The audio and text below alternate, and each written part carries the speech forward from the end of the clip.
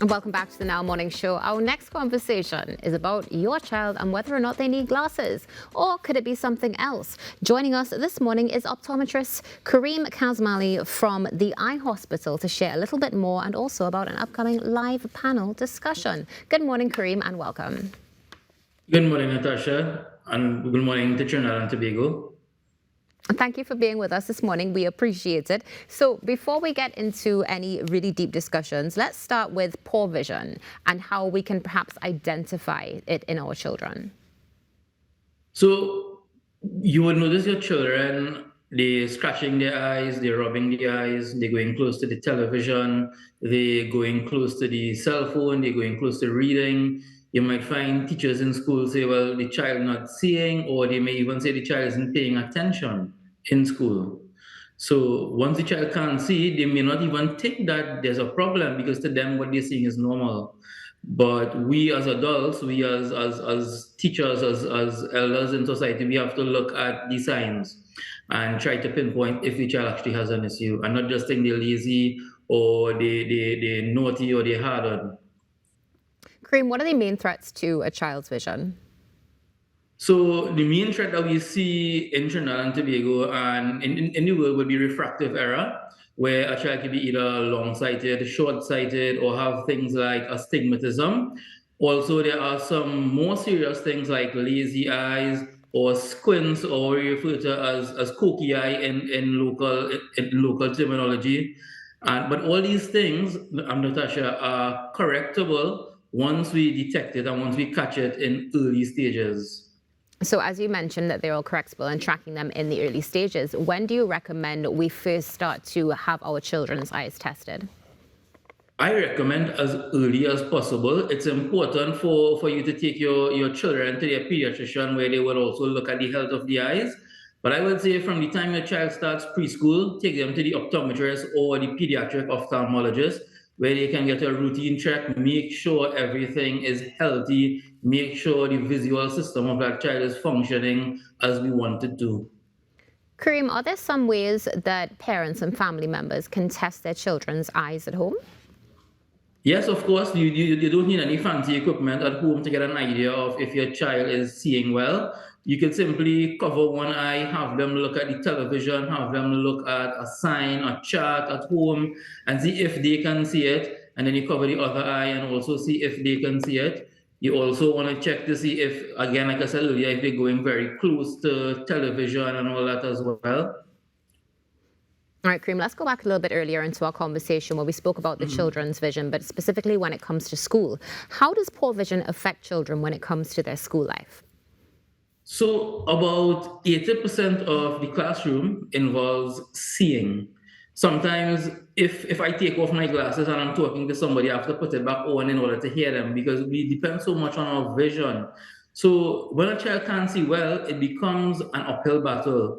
They struggle to see the board in class. They can't follow along in their school books. They don't keep up with lessons. They miss words when they're copying from the board. They sometimes just sit down in class and they talk and they play. And we assume, or parents or teachers might assume the child is lazy, the child doesn't know their schoolwork. But really and truly, a simple eye exam can most times fix that.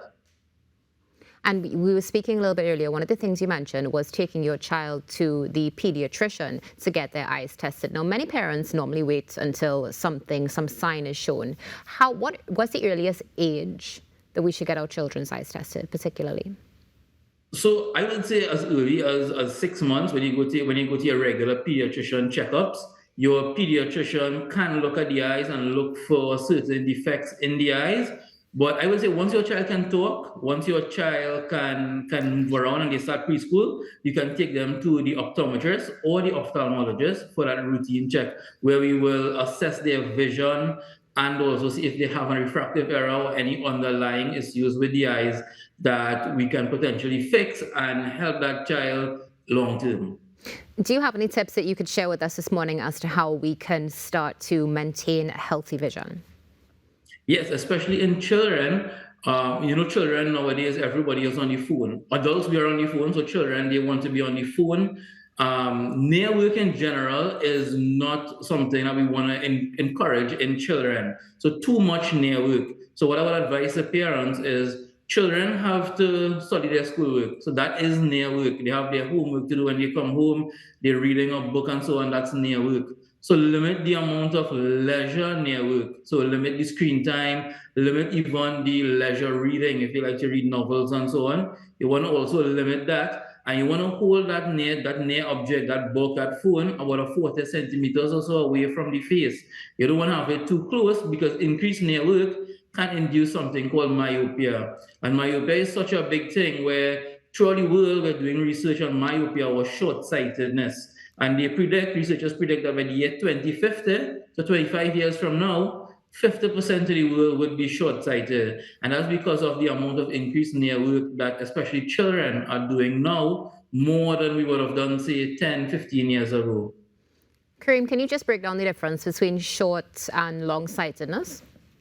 Sure. So short-sightedness is when you can actually see up close, but basically your eyeballs are longer than normal. And when we are long-sighted, our eyeballs are shorter than normal, but we can see a little better far versus up close. So we find more in children tend to be more myopic or short-sighted due to the increased amount of near work and light not focusing to the back of the eyes. Also, we find with children, they tend to be indoors more. And that's also a really, really big point where we need to encourage at least 90 minutes, at least an hour and a half to 2 hours of outdoor work every single day. That's very, very important as well. So we're definitely looking at some sort of lifestyle change necessary when it comes to our children, paying keen attention, family members, teachers also, and getting that early care as early as 6 months, as you said. Now, when you say 6 months, it's interesting because I know some people say like baby's vision doesn't fully develop until they're a bit older. Can you debunk Correct. that for us? Yeah, so correct. The baby's vision will be developing as they get older, but as they're a child, we can look for certain signs. Sometimes they may, when we just shine a light to the back of the eyes and look at the back of the eyes, as early as 6 months when you go to your pediatrician, every couple of months, every couple of years for your vaccines and so on, your pediatrician will take a quick look, make sure everything is healthy, right? Make sure there's no signs of any underlying issues. And then from the time they start to develop, they start to read, they start to go to school, we can now assess and quantify the vision. And that way we can see how it's progressing. Understood. Kareem, any closing comments before we wrap our conversation this morning? What I would like to say is encourage your child to be outdoors a lot, right? Limit screen time. Don't just think, or limit near work, I should say. A lot of parents come to us for eye exams and they will tell us, well, the child is on the phone a lot. And I say, yes, you want to limit the amount of screen time because it's definitely not good, but also near work in general, you want to limit it. You want to limit it throughout the week, and then on weekends, give them a little extra. But outdoor work is very important, right? Take care of your child's eyes because my firm belief is that without eyesight, we lose a good amount of our independence. And that's very, very important, where if we can't see, we can't enjoy a lot of things. So we want to treasure our eyesight and take care of it. Take your children for their routine eye exams. I recommend yearly eye exams for all children, unless advised by your eye care provider, whether it be the optometrist or the ophthalmologist. You wanna monitor your children's eyes with them.